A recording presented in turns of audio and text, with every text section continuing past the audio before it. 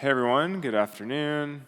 I was here this morning to talk about MEV-Boost generally. Now I will talk about this builder role in particular, and I think it goes really well with what Quintus was just saying, where there is this issue of builder centralization. It's very important to keep an eye on that. But sort of assuming that we can manage the externalities of the situation, there's like a bunch of cool stuff that this new abstraction can give us. So I want to talk a little bit about that today, and hopefully just get you excited about this as its own problem and see some of the cool things we can do here. So obviously the question is what are we building? And well, we're building these MEV-aware blocks, right? So in particular, you're going to get order flow from some people, and you need to craft this block in a way that perhaps maximizes the value extracted if it's MEV. Maybe as you'll see later in the talk, there's other things you could imagine you want to try to optimize or maximize, but yeah, for sure, this is what we're doing, right? There's these users here, they want to do something to the chain, they produce transactions after using some software like wallets or dApps. In the MEV context, you then have searchers who try to craft bundles of transactions that, for example, emit some value they can collect. Those all go to a builder in this sort of world we're moving to. And the builders themselves are making complete blocks rather than just partial blocks, as searchers would do. And yeah, then of course that all has to get to a validator, who's the one with the power to actually include it on chain or not. Why would we care? Well, there's a number of reasons. Here's four really sort of high level ones. The first one is just we have this nice interface now to preserve validator decentralization. And this is the core idea behind PBS. I think at this point you guys have heard about this plenty today, but I'll just touch on it super briefly. Another one is just it's a fun optimization problem. We'll talk a bit about what we're actually trying to do when we build blocks and how that breaks down. If you like these types of more CS theoretical problems, then you'll find a bunch of little fun tasks here. It provides this really cool abstraction layer, and I'll jump into a myriad of use cases that use this fact that the protocol only lets us do so many things. This builder now serves as almost this wrapper around it to support a lot more use cases than we could get out of the box. And then ultimately, yeah, see previous talk, we want there to be this one healthy builder market to keep the role itself decentralized. So yeah, just really briefly, right? This is one of the first things I laid out was this interface, and really what it does is this: it puts this sort of this kind of hard barrier in between the proposers, the validators in the network, and everyone else. You can imagine there's this MEV maelstrom or storm that's happening out there in the world, and the protocol needs to be protected in some sense. This is what PBS does. Another thing I mentioned was building, again, is this very fun optimization problem. So, what do I mean by this? The way to think about it is that there's a certain number, you have some inputs to this problem, you want to build a block. Well, what do you put in the block? These transactions. There's now a series of constraints. One of them is just that the block only has so much gas, right? So here I said there's T available gas, so there's this blue block. It only has this much in the limit.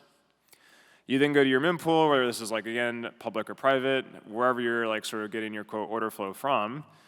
These transactions take gas, and they have different amounts of gas they require. And the thing now is you basically have to say, okay, I have to place some transactions into my block up to the limit, and I may have more transactions than I have room to put in the block. So I have to then pick. So that's sort of one thing to optimize for, and I just threw out this constraint here that if there's A, B, and C gas across these three transactions, they cannot exceed the block gas limit T.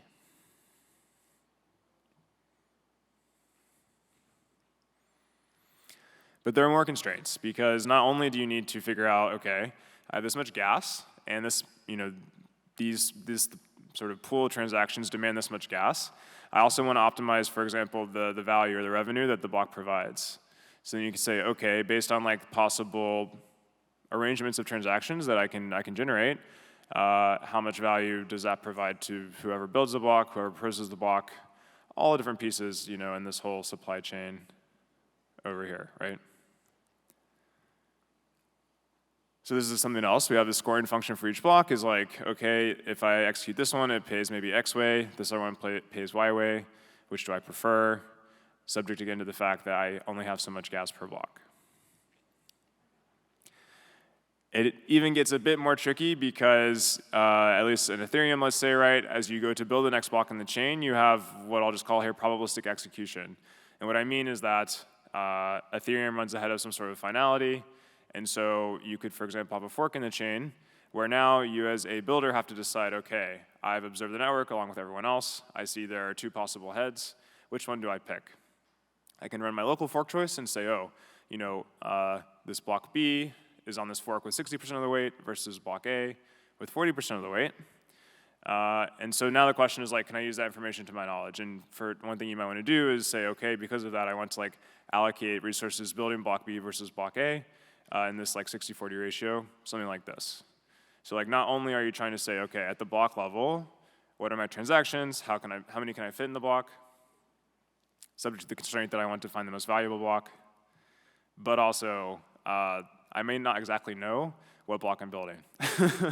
So, fun stuff.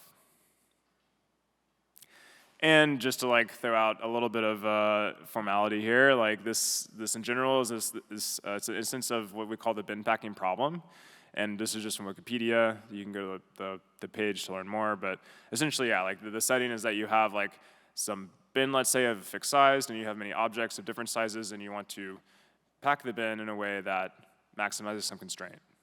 For example, you know, the value that would come out of the bin, or in this case, out of the block.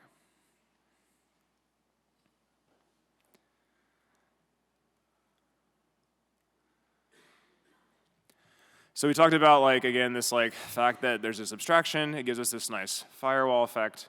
It also gives us, yeah, this very fun self-contained optimization problem if we like to program. As a user, you might care a lot more about this set of things where it provides what we're going to call account abstraction. So there's actually a pretty rich history of this idea in Ethereum, and the idea is that Ethereum today gives you, you know, this interface where you can sign with a particular signature scheme and then interact with the EVM. But there's like lots of other things you might imagine. And the full, like, okay, for example, you can imagine abstracting away the type of signature scheme that you use, or like, do signatures, or like, is a signature even the way in which you authorize like a transaction to execute, right? And you know, if you follow this to like the end of the line of thinking, you get to this notion of smart contract wallets. There's some EIPs in the space, EIP 3074, that would basically add some opcodes to give you building blocks to do this type of thing.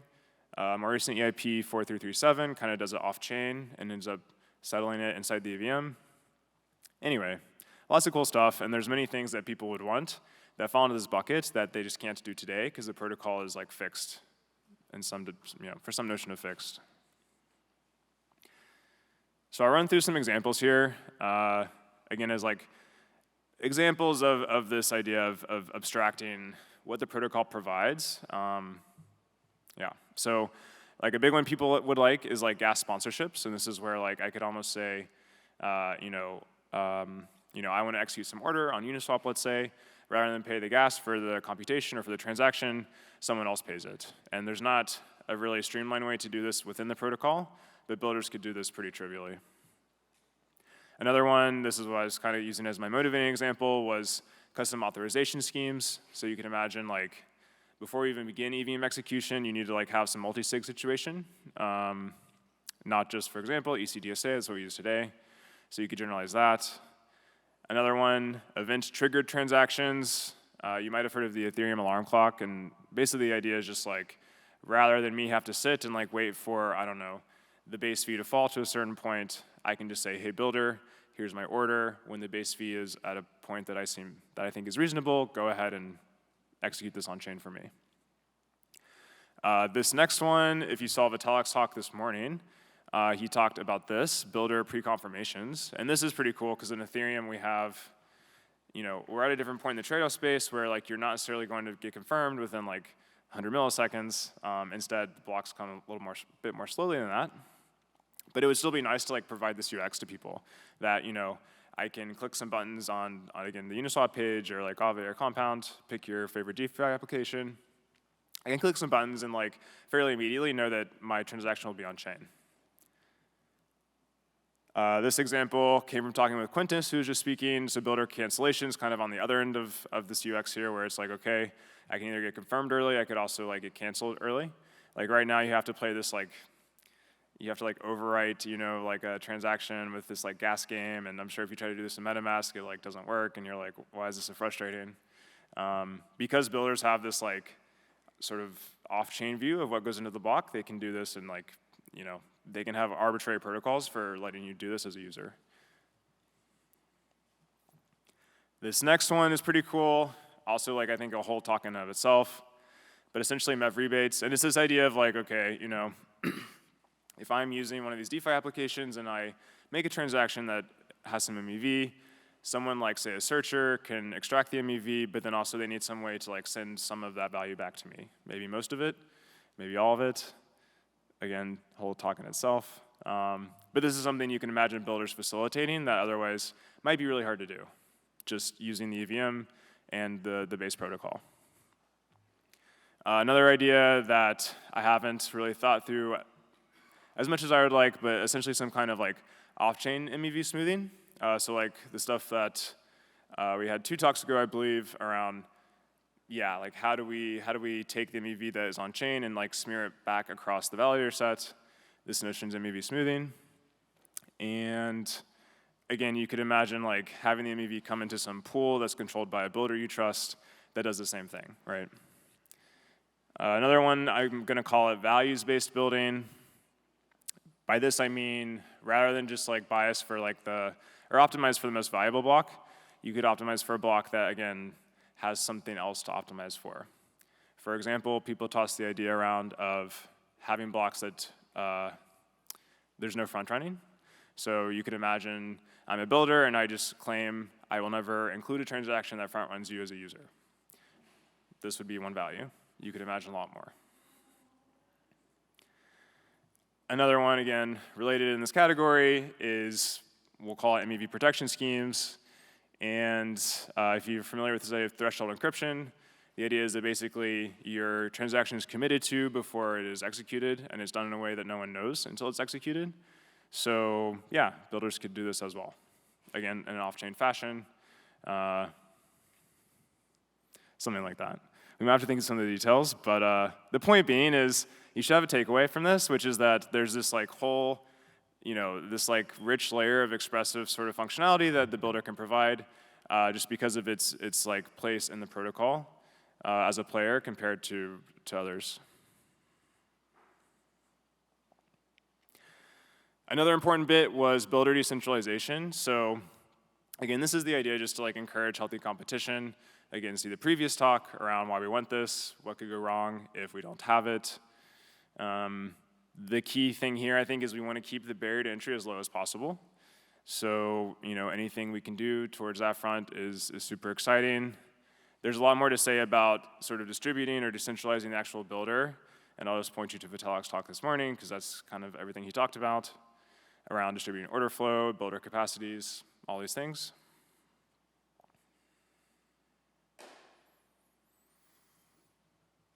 And yeah, I'll just finish now by like trying to paint a very sort of speculative picture or a gesture around like what we could do. There's like some cool projects I've seen lately, and I'll just bring them to your attention. I think I can say at the frontier of MEV UX. So it's just like, you know, people talk about, and this really is the whole point. If we go back to this bit for a second. Our handy MEV supply chain photo. So we've heard of people talk a lot today about like this builder, the validator, or the proposer, and like their interaction. You know, we've perhaps spent less time, at least in aggregate, talking about things higher up the stack, more all the way up from searchers to wallets to users. And this, to me, I think is where we'll see a lot of exciting developments in like the next, well, the coming years really, is just like all the sophistication will like flow up this chain. So I'll just finish by pointing out some projects in that space.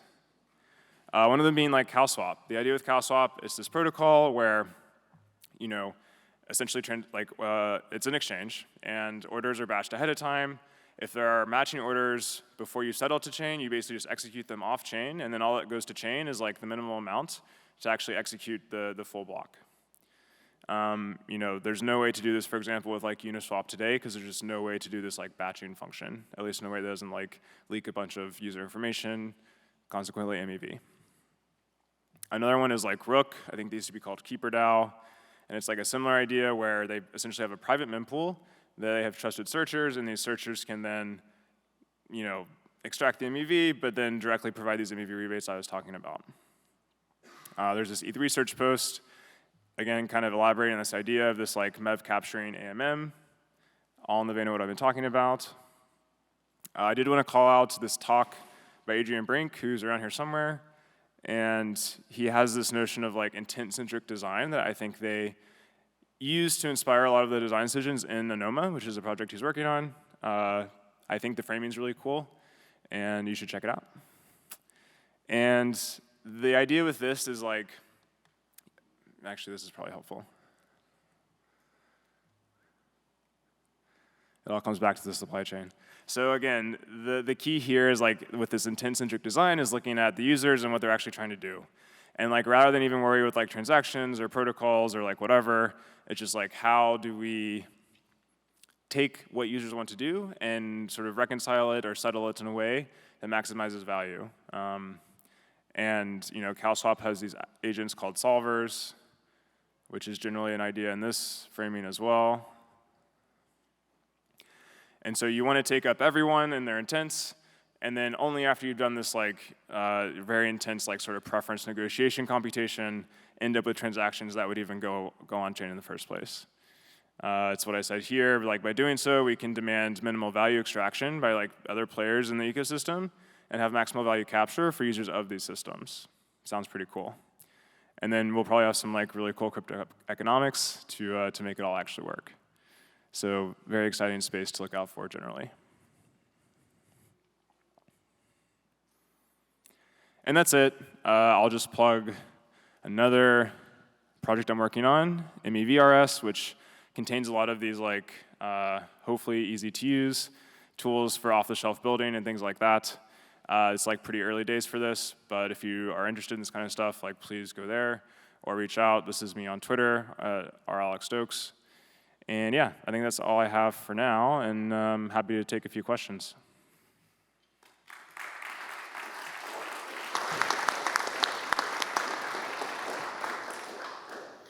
Thanks, Alex. That was great. I love this exploration of the expressivity that's enabled by block building, which Stefan in particular talked a lot at the beginning of all of this. But now it seems like so much of the dialogue, including today, is just all max profit. And so I'm trying to figure out how do you square the circle between some of the creative ideas that are expressed here and then the earlier ideas which are like, you got to enforce max profit. Anything other than max profit is not great for the network. So just curious if you could comment on that.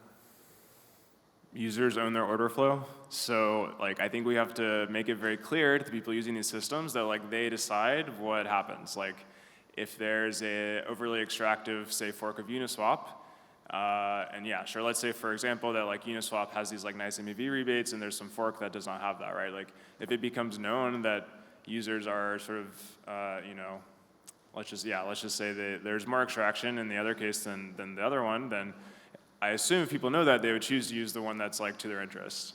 So I think that's like a key piece of the puzzle that gets overlooked there. User choice. Yeah. We like forking in blockchains. Same idea.